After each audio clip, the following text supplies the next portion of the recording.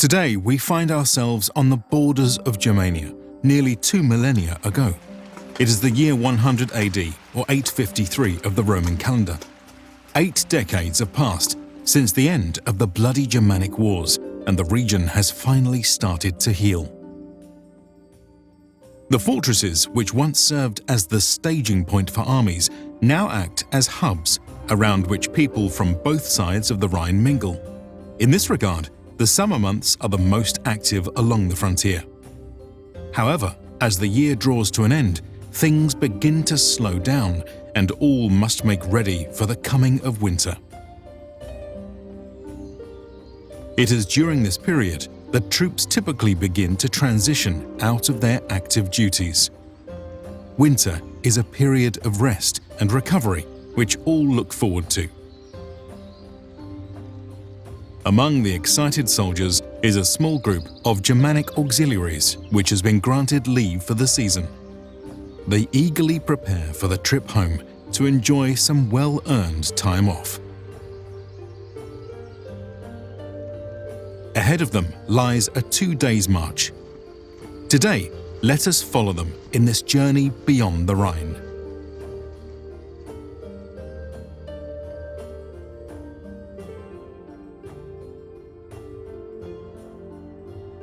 The reenactment footage for this video was provided by the team at Imperium Romanum. They are a fantastic reenactment group based out of the actual Rhine frontier, who produce in-depth documentaries on both military and civilian life. Their content is highly educational and extremely well produced, with videos that put Hollywood to shame and are the best we've seen of this kind. Be sure to check out their newly minted YouTube channel linked in the description below and give them some support.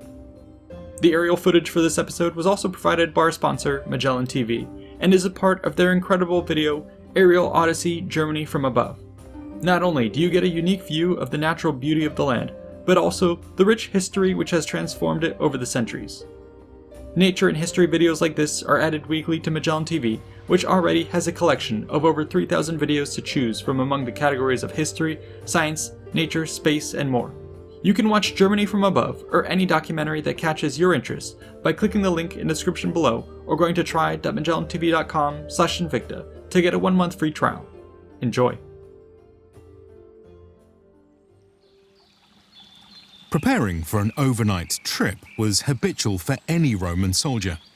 They were, after all, drilled to be human mules who carried enough gear on their backs to handle any eventuality.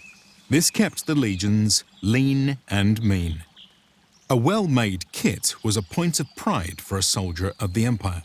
Most small belongings, including survival gear and personal items, were stored in a sack which was then tied onto the furka, the cross-shaped equivalent of a backpack. Next came a sleeping fur, which would be rolled up and tied to the furka.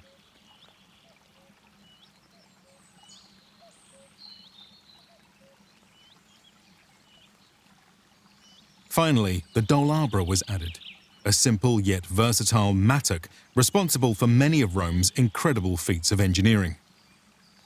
After the furka was loaded, came an equally important step: storing one's shield. The wood and metal could be degraded by the elements, and thus a leather cover was used for protection whilst in transit or storage. Typically, it would only be removed when expecting combat. This was often the visual cue for scouts seeking to determine the intentions of an enemy army. But one's shield was not the only thing in need of protection from the elements. Winds, rains, and chills were a soldier's worst enemy on the march. They therefore dressed in layers, with cloaks being the perfect multi-purpose garment. Caps were also commonly worn, not just for their insulating properties, but as precautions to allow soldiers to quickly don their helmets if the need arose.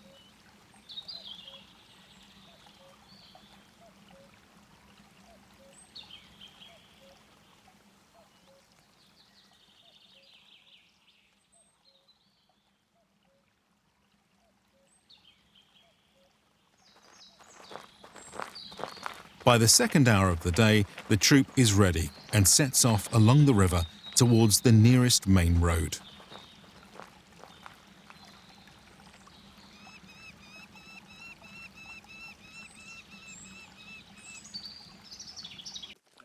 On the Roman side of the river, these are comfortably wide and well maintained.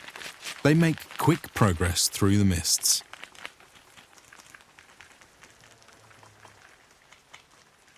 Soon, however, as they gain distance from the land of the Romans, the path thins. But these men know the way, and their military sandals make it easy to traverse any terrain. As their bodies warm from exercise, the land likewise heats up with the rising sun, burning off the morning fog.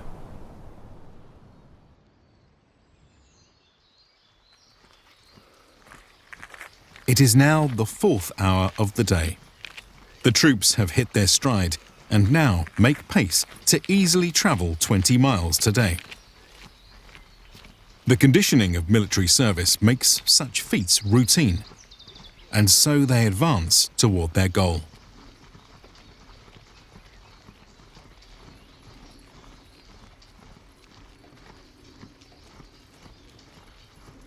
But they are not alone. Alongside them are the herds of the pastures and wildlife of the prairies. In wartime, such livestock and game would have been quickly snapped up by the legions. Now, however, they graze peacefully. Their Germanic owners enjoy the tranquility near the border, where Roman guards deter bandits and merchants pay handsomely for the products of their livestock. At the 6th hour of the day, with the noonday sun beating down on them, the soldiers stop for a quick break. Though they are young and fit, their gear is heavy and the sun makes them feel every pound. As they nibble on some hardtack and make small talk, they begin to chat excitedly about the food which awaits them at home. This hastens their sense of urgency, and so the march resumes. By the 8th hour of the day, they have reached a large patch of forest that separates them from their homes. It will take more hours than they have remaining to cross it. Thus, with the sun beginning to set, the group decides to spend the night in a safe campsite they have used in the past. The first step will be to collect wood for fire and shelter. On campaign, military slaves or dedicated units of lignatores would do this work, but alone it will be up to them.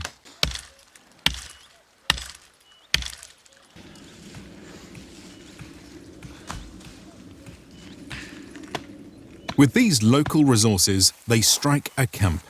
The shelter, while rudimentary compared to the grand construction of legionary marching camps, should be sufficient for these 3 men in a peaceful region.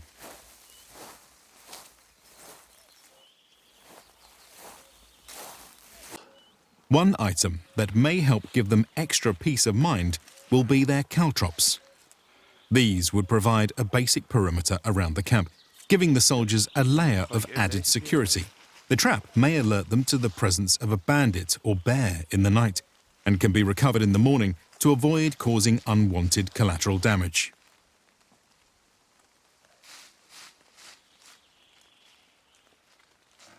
While one man works on securing the camp, another starts the fire. The last man, meanwhile, begins the standard duty of chopping food for the pot.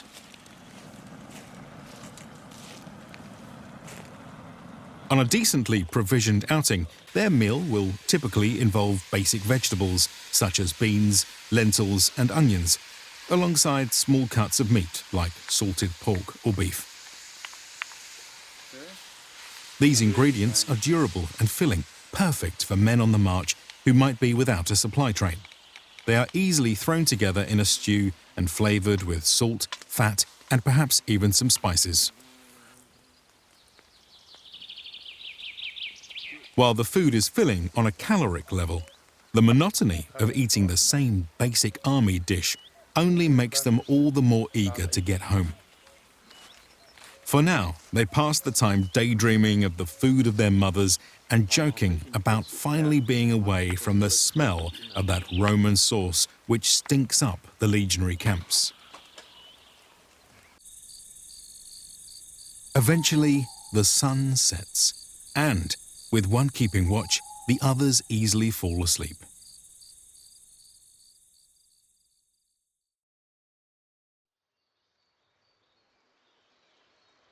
The sun eventually rises on a new day.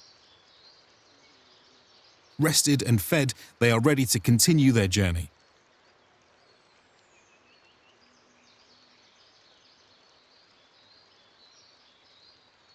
After another long march, they finally cross the forest and arrive home just in time for supper.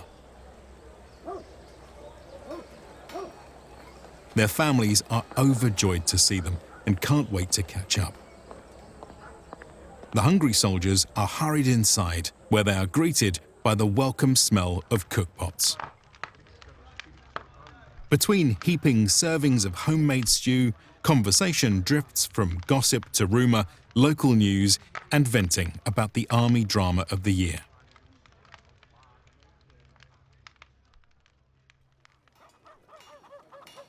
Within just a few days, they find their spirits lifted. They make the rounds, catching up on everyone's lives and sharing their own adventures. It's good to be home.